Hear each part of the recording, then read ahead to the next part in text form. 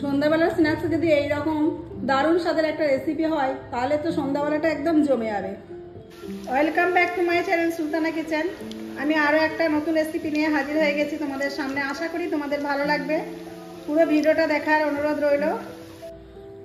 আমার আজকের recipe potato cheese ball.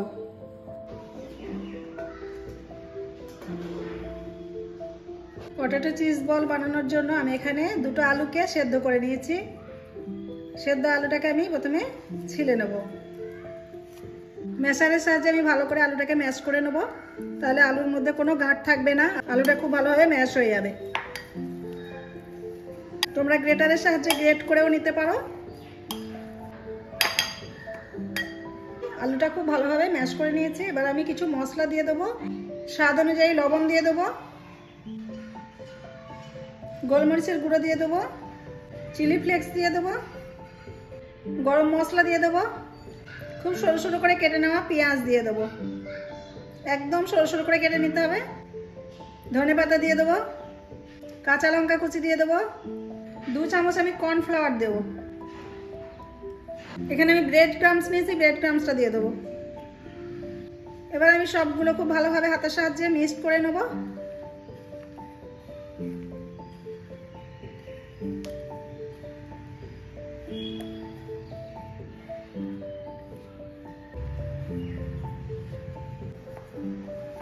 সব মশলাগুলো আলুর সঙ্গে আমি খুব ভালোভাবে মিক্সড করে একটা ডোয়ের মতো করে নিয়েছি।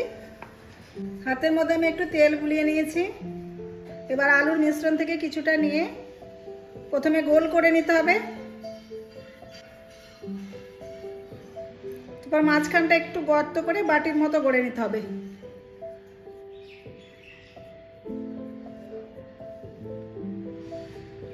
এবার একটা চিজ কিউব দিয়ে দিতে হবে, দিয়ে খুব ভালোভাবে মুখটাকে বন্ধ করে দিতে হবে, দিয়ে গোল বলের মতো শেপ দিয়ে নিতে হবে।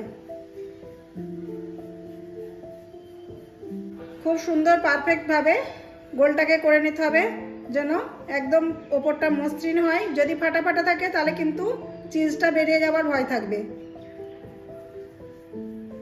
দেখো একদম পারফেক্ট ভাবে আমি গড়ে নিয়েছি। এভাবে আমি সব বলগুলোকে বানিয়ে নেব। দেখো সব বলগুলো পারফেক্ট ভাবে রেডি হয়ে গেছে। দেখো কত সুন্দর ভাবে গড়ে নিয়েছি, গায়ে একদম কোনো ফাটা নেই। একদম মসৃণ ভাবে এটা করতে হবে, নাহলে কিন্তু চিজ বেরিয়ে যাওয়ার ভয় থাকবে। এটা আমি সাইডে রেখে দেবো। কর্নফ্লাওয়ারের একটা ব্যাটার বানিয়ে নেবো। তার জন্য এখানে আমি 2 চামচ মতো কর্নফ্লাওয়ার নিয়েছি। স্বাদ অনুযায়ী লবণ দিয়ে দেবো, আর সামান্য পরিমাণে গোলমরিচের গুঁড়ো দিয়ে দেবো। এবার আমি অল্প করে একটু জল দিয়ে একটা ব্যাটার বানিয়ে নেবো।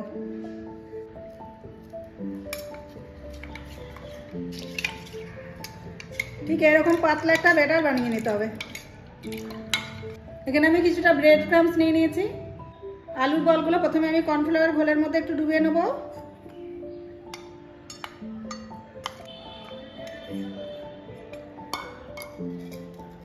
এবার আমি এটাকে ব্রেড ক্রাম্বসে কোট করে নেব।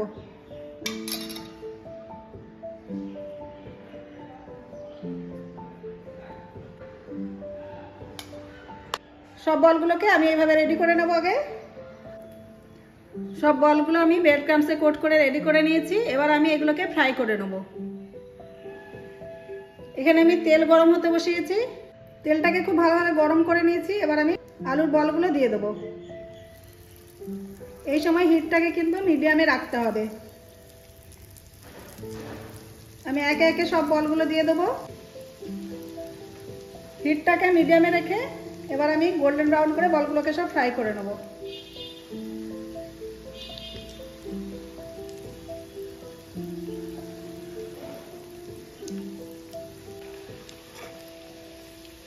আমি এইভাবে ঘুরিয়ে ঘুরিয়ে চারিদিকটা গোল্ডেন ব্রাউন করে ফ্রাই করে নেব। সন্ধ্যাবেলায় স্ন্যাক্সের জন্য এটা একদম পারফেক্ট রেসিপি। বাড়িতে কোনো লোকজন আসলে হঠাৎ করে তো বাড়িতে সহজে এটা বানিয়ে নিতে পারো, কারণ বাড়িতে থাকা সামান্য কিছু মশলা দিয়ে এটা রেডি হয়ে যায়। সেরকম বেশি কিছু মশলা এতে লাগে না, যেগুলো আমাদের ঘরেই থাকে সেই সব মশলা দিয়েই এটা একদম পারফেক্টভাবে রেডি হয়ে যায়। আর খেতেও দুর্দান্ত স্বাদ হয়। তোমরা বাড়িতে অবশ্যই একবার ট্রাই করে দেখো।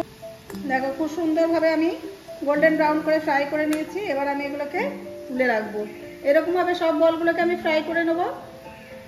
কত সহজভাবে দুর্দান্ত স্বাদের একটা রেসিপি রেডি হয়ে গেছে। তো তোমরা বাড়িতে এভাবে ট্রাই করতে পারো, অবশ্যই ভালো লাগবে। তো আমার আজকের রেসিপিটা তোমাদের কেমন লেগেছে কমেন্টে অবশ্যই জানিও।